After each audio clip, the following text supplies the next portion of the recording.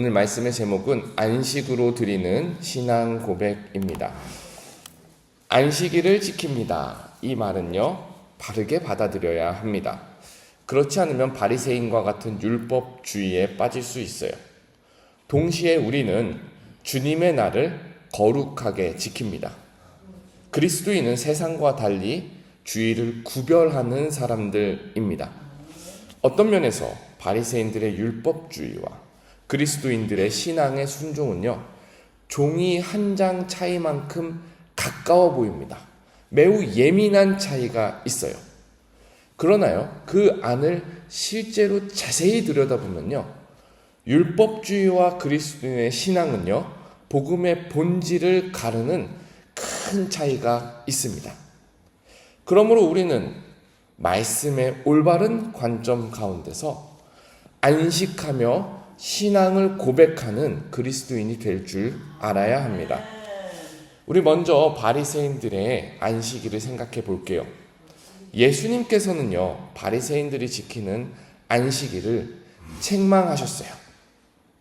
바리새인들이 안식일을 하나님 앞에서 쉬는 것이 아니라 오히려 안식일을 지킴으로써 사람들을 괴롭혔다라고 예수님께서 말씀하셨어요.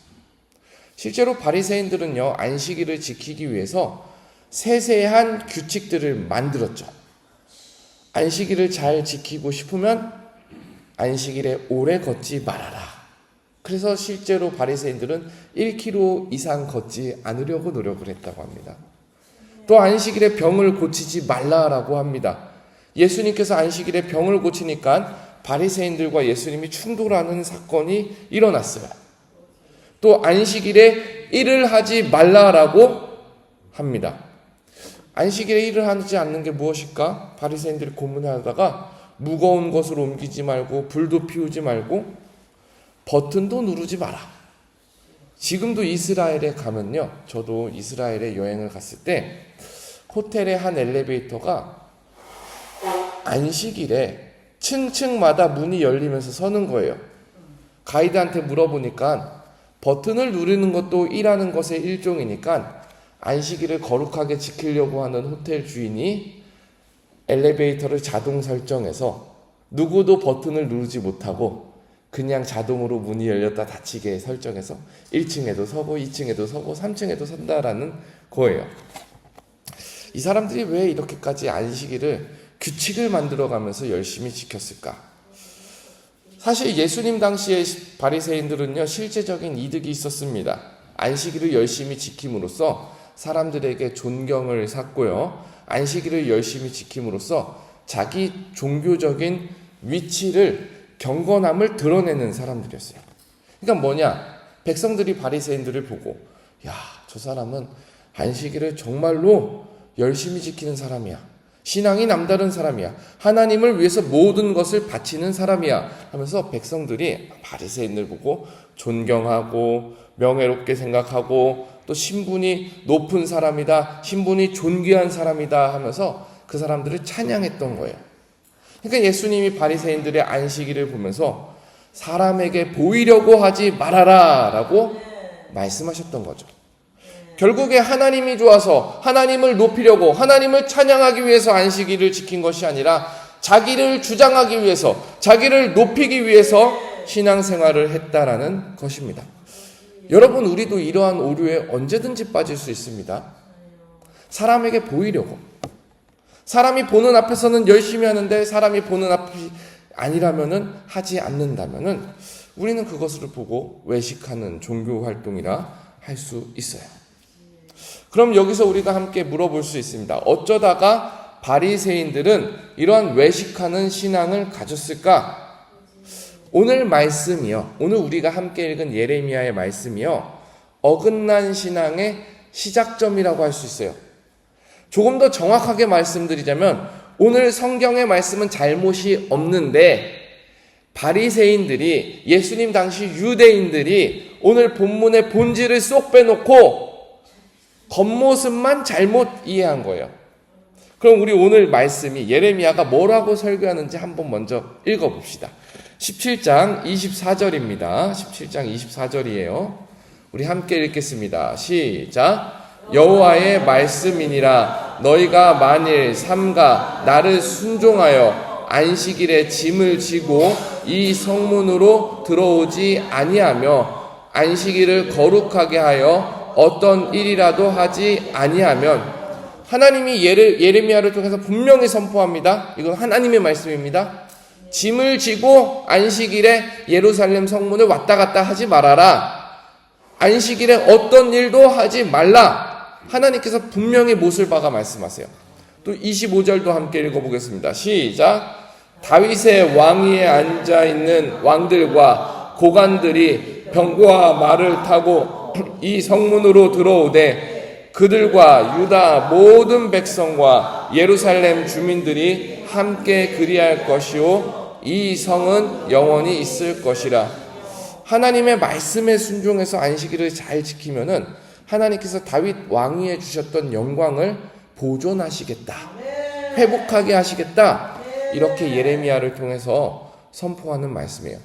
자, 이 말씀을 잘 보세요. 이 말씀이 언제 선포된 거냐면은 예수님 오시기 600년 전에 선포된 거예요. 예수님 오시기 600년 전이에요.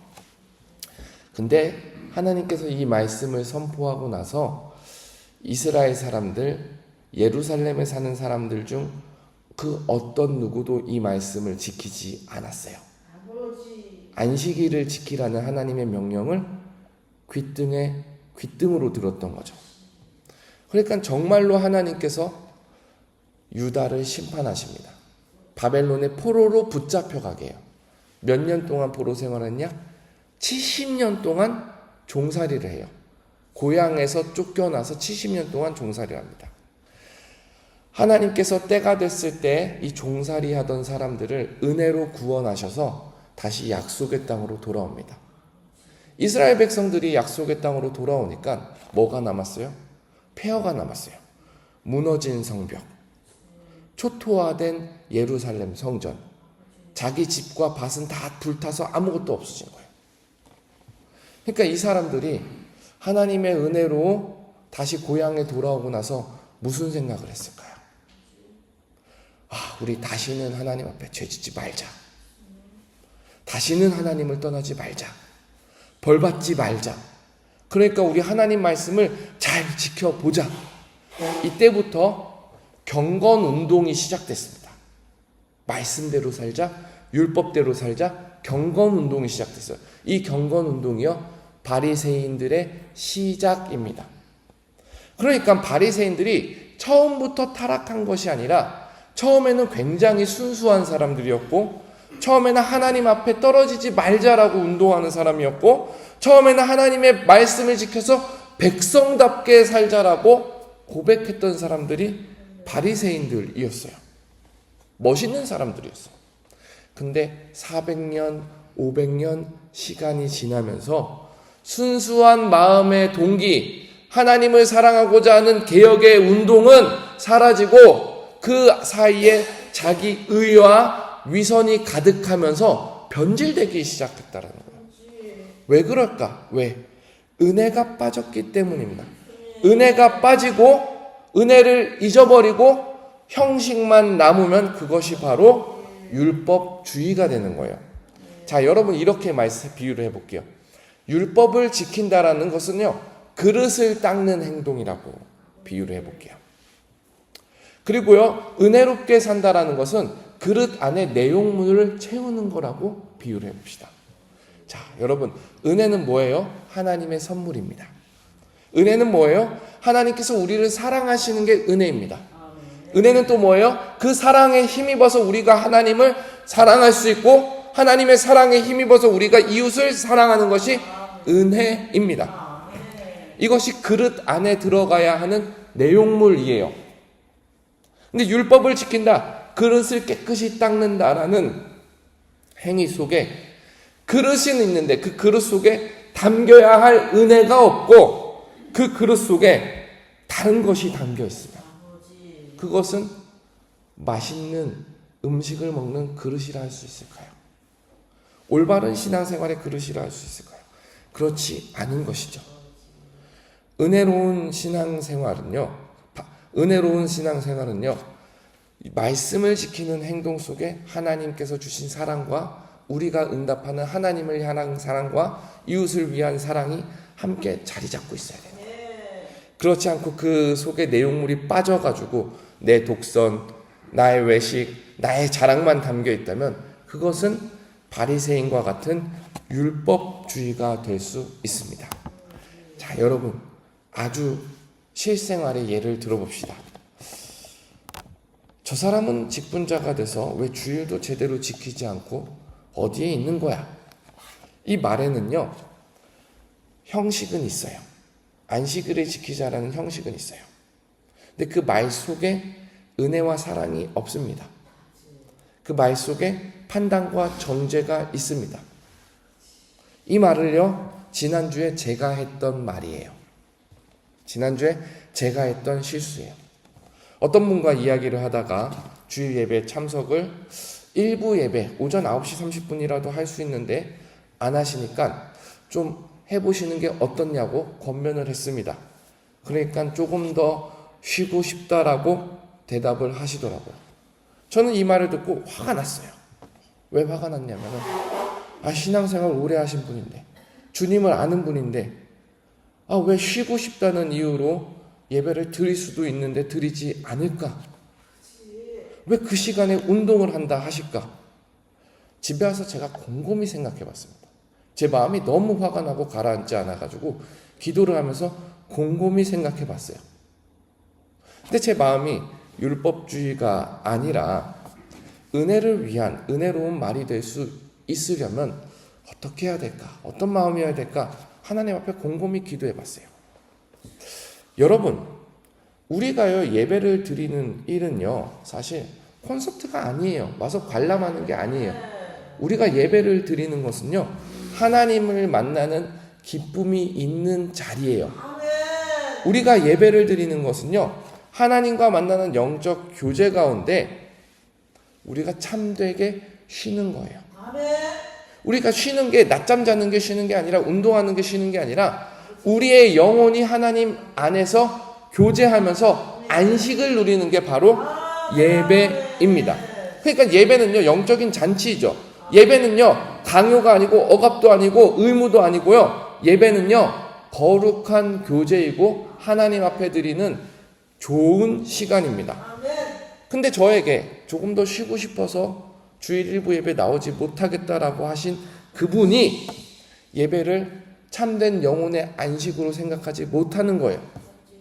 그럼 제가 이분을 생각하면서 해야 되는 마음이 무엇입니까? 가져야 되는 마음이 무엇입니까? 이분이 주님을 만나는 가운데 영혼이 쉴 수 있으면 좋겠다. 주님을 만나는 가운데 영혼이 회복되는 기쁨을 누릴 수 있으면 좋겠다. 이런 마음이 먼저 들어야 되는 거예요. 영혼을 위한 사랑이 있어야 되는 거예요. 그래서 제가 다음에 또 똑같은 주제로 말할 기회가 있으면 마음을 바꿨습니다. 예배 가운데 하나님을 만나는 기쁨을 회복하기를 소망합니다. 정말로 사랑하고 정말로 섬기는 마음에 이 한마디 할 수 있으면 좋겠다라는 생각이 바뀌었어요. 여러분, 우리는요 주님의 날을 거룩하게 구별하는 사람들입니다. 의무와 책임뿐만 아니라 우리는 그 안에서 구원의 기쁨을 누릴 수 있기 때문에 주님의 날을 거룩하게 드립니다. 이렇게 되는 거예요. 그럼 예레미야는 어떤 의미에서 안식일을 거룩하게 지키라고 했을까요? 예레미야 시대의 사람들은요 하나님으로부터 마음이 떠나버렸어요. 떠나가지고 어디에 마음이 쑥 빠졌었냐면 우상숭배에 쑥 빠져 있었어요. 근데 그 우상숭배가 뭐였는지 우리 한번 말씀에서 확인해 봅시다. 17장 2절이에요. 17장 2절 한번 같이 읽어볼게요. 17장 2절입니다. 우리 함께 읽겠습니다. 시작. 그들의 자녀가 높은 언덕 위 푸른 나무 곁에 있는 그 제단들과 아세라를 생각하도다. 자, 예루살렘 사람들이 무슨 우상을 섬겨요? 아세라를 섬겨요. 근데 여러분, 아세라라는 신상이 뭔지 알아야 이 말씀이 이해돼요. 아세라 신상은요 풍요와 다산을 약속하는 가나안 여신이에요. 농사가 잘 되고 애기 쑥쑥 낳고 돈이 잠벌리고 이거를 숭배하는 신상이 바로 아세라 신상이에요. 그러니까 이스라엘 사람들이요, 예루살렘 사람들이요, 아세라 숭상을 숭배하면서 야, 우리 아세라를 섬기면은 돈 많이 벌 거야. 우리 아세라를 섬기면은 애기 많이 낳을 거야. 우리 아세라를 섬기면은 배고플 일 없을 거야. 이렇게 하나님보다 아세라를 더 숭배했다는 거예요.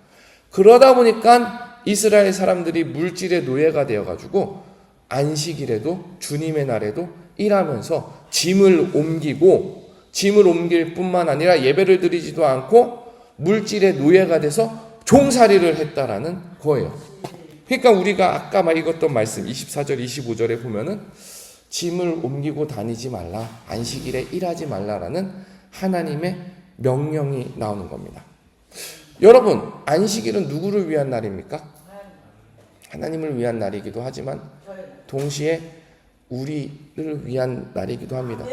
예수님께서 안식일을 두고 말할 때 사람이 안식일을 위해서 있는 것이 아니라 안식일이 우리를 위해서 있는 날이다라고 한 거예요. 하나님께서 왜 우리를 위해서 안식일을 만들어 주셨겠어요? 종노릇하지 말라라는 거예요. 종노릇하지 말라라는 거예요. 종살이하지 말라라는 거예요. 애굽에서 종살이하던 이스라엘 백성들을 하나님께서 구원해내시고 종들은 쉬지 못하지. 그러나 하나님의 백성은 쉴 수 있을 때 하나님 안에서 거룩하게 쉬어라. 이렇게 말씀하시는 거예요. 그럼 우리가 주님의 날을 지킨다라는 것은요, 내가 종살이하던 곳에서 나를 놓아놓는다. 내가 종살이하던 곳에서 나를 해방시킨다. 이것이 주님의 날을 고백하는 신앙입니다. 내가 일에 종노릇했던 사람이라면 일은 우상이 되는 거예요. 그러니까 우상으로부터 벗어나서 구원받은 자유민으로서 일에서 해방되는 게 바로 주일을 지키는 겁니다. 내가 유흥과 오락에 종노릇하던 사람이었다면 그 유흥과 오락을 벗어 던지고 자유해지는 날이 바로 주일을 지키는 날이어요. 내가 내 자신에게 종노릇하는 사람이라면 나의 악한 감정과 나의 나쁜 생각들에 종노릇하는 것에서 벗어나가지고 주님 앞에 나오는 날이 바로 주일이어야 되는 것입니다. 하나님은요, 우리를 세상의 종으로 살아가길 원치 않으십니다. 하나님은요, 우리를 구원받은 백성으로, 자유로운 백성으로 살아가기를 원하십니다. 그 말인즉 주님의 날에 주님 앞에 나와서 쉬라는 거예요. 주님의 음성에 귀를 기울이고 모든 걱정과 나를 옥죄는 굴레에서부터 자유로워져서 하나님과 교제하고 성도들과 함께 교제하는 가운데 참된 영혼의 안식을 누리라는 것입니다. 그것이 바로 우리가 지키는 주일입니다. 우리가 이렇게 주일을 지킬 때 우리는 주일을 지키는 행동 속에서 우리의 신앙을 고백하는 거예요. 사랑하는 예수님, 우리의 삶의 주인은 그 어떤 것도 될 수 없습니다. 일도 주인이 될 수 없고 자식도 주인이 될 수 없고 내 감정도 주인이 될 수 없습니다. 나의 주인은 오직 나를 자유하게 하신 예수님이 나의 주님이십니다. 그래서 나는 이 자리에 나와서 예배를 드립니다. 사랑하는 여러분, 우리가 주일을 지키는 것이 단순히 의무를 행동하는 것이 아니라 그 안에 내용이 가득하기를 바랍니다. 하나님께서 나를 자유하게 하셨다. 하나님께서 나를 구원받은 백성으로 살게 하셨다. 그 안에 하나님의 사랑과 우리가 하나님을 위한 사랑과 우리가 이웃을 향한 사랑이 담겨있다. 그 신앙을 고백하는 주일이 되기를 주님의 이름으로 축복합니다. 우리 함께 기도하겠습니다.